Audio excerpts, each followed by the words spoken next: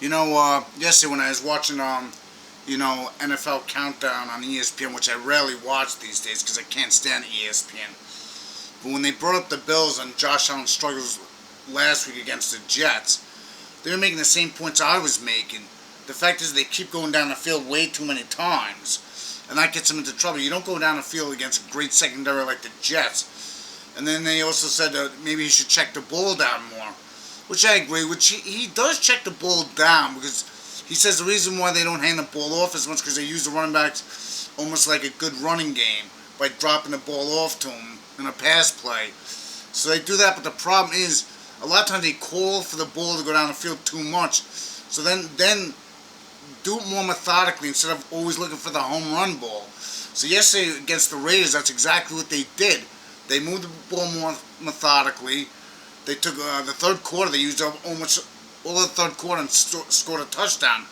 And what that does is it means the Raiders can't really rely on any running game because we all know Garoppolo is not good without a running game. So I thought that was a great game plan the Bills had.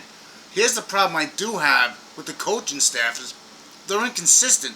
So one week they'll be like, okay, now that's what I like to see, a team effort. And then they go back to doing stupid things and stupid play calling. Hopefully they'll do the same play calling like they did against the Raiders, and I think they'll be fine. I think they have a chance to win a Super Bowl. Because it was great to see Cook have 123 rushing yards. That's the only third time a Bills running back ran for over 100 yards in Josh Allen's career.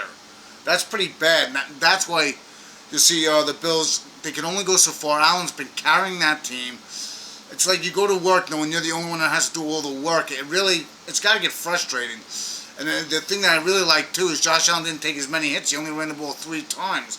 So that's what I like. Hand the ball off more, which they did. I believe the total amount of handoffs was, I think it was 29 total, which I really do like.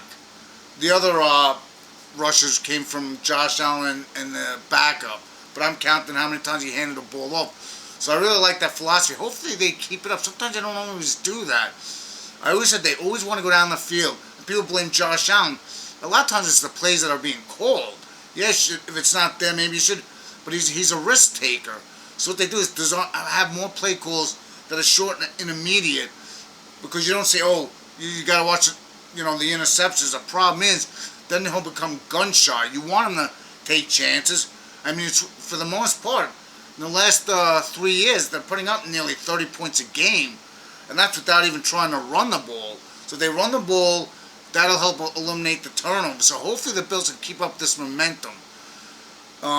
Because I look at it like this. I really didn't see much of the game with the Jets and the Cowboys. But the one thing I could tell you, it looked like from what I saw part of it, was it looked like Dallas had a game plan to do short and immediate, not to challenge that secondary.